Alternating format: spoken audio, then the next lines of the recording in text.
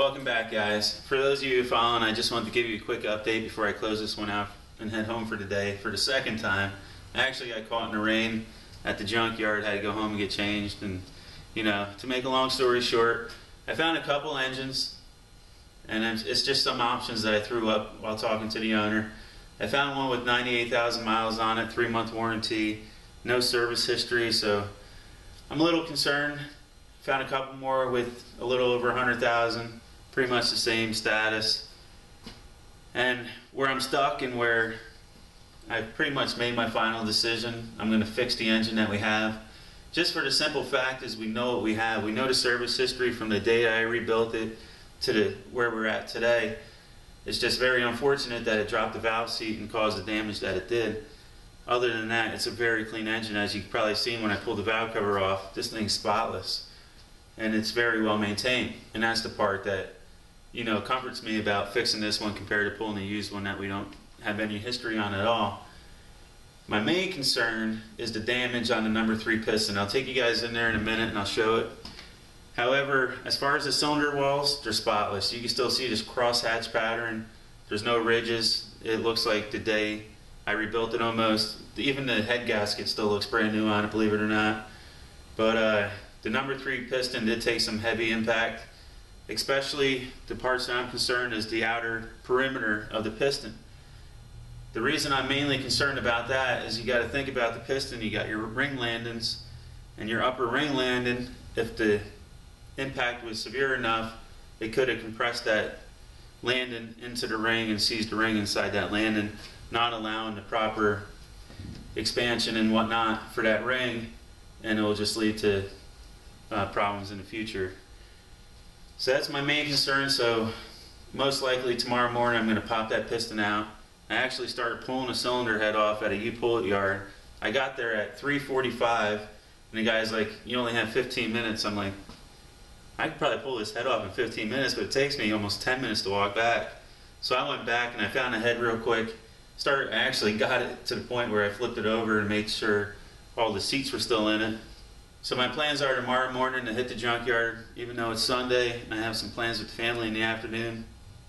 When I hit the yard, finish pulling off the head, I'll take you guys along, give you some shots if I can. And when I get back, I'll drop the pan, pop the piston, inspect it. Any concerns at all, I'll just get a new piston and we'll take it from there. So let's go out. I'll show you what my concerns are with this piston, show you what I mean about the cylinders and whatnot. So let's go take a look. It's starting to get dark. Sounds like someone's having fun out there in the background with something.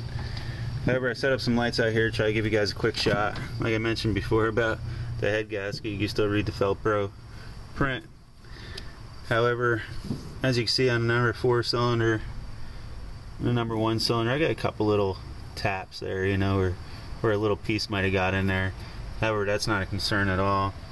But before I go turning the number 2 and 3 cylinder up for you, I just want to give you a demonstration on this number 4 of what I mean about the piston movement. If you can see, I got a couple thousandths. If you look right down the edge, I don't know if you can see that.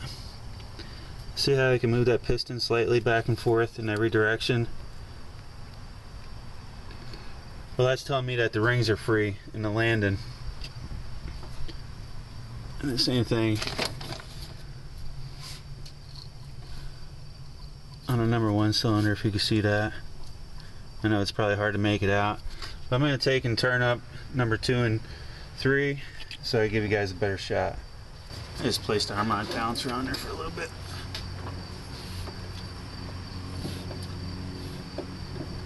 Okay. And just to show you the cylinder walls, like I mentioned, I got very little play. That's all just oil wrapped on. Same thing I should have showed you before I turned those pistons up. I have no scoring on the cylinders whatsoever. So that's a very good sign. If you take notice, the number 2 cylinder, I can move that one back and forth a little bit. So that's telling me those rings are free. But now if you take a look at the number 3, you can see the damage that I'm concerned about around this outer portion of the piston. If it was more towards the center, I wouldn't be too concerned. But as you see, I can't move this piston. I can a little bit, so we probably would be okay. I'm just slightly concerned. None of these are super deep, so the depth of them I'm not too concerned about, because it is a pretty heavy casting. It's just I don't know how hard the impact was on that upper ring landing. And it's just giving me some concern, and I'd rather be sure, be certain, you know what I mean? So that's what I got to think about tonight, and most likely tomorrow morning we'll be popping that piston out.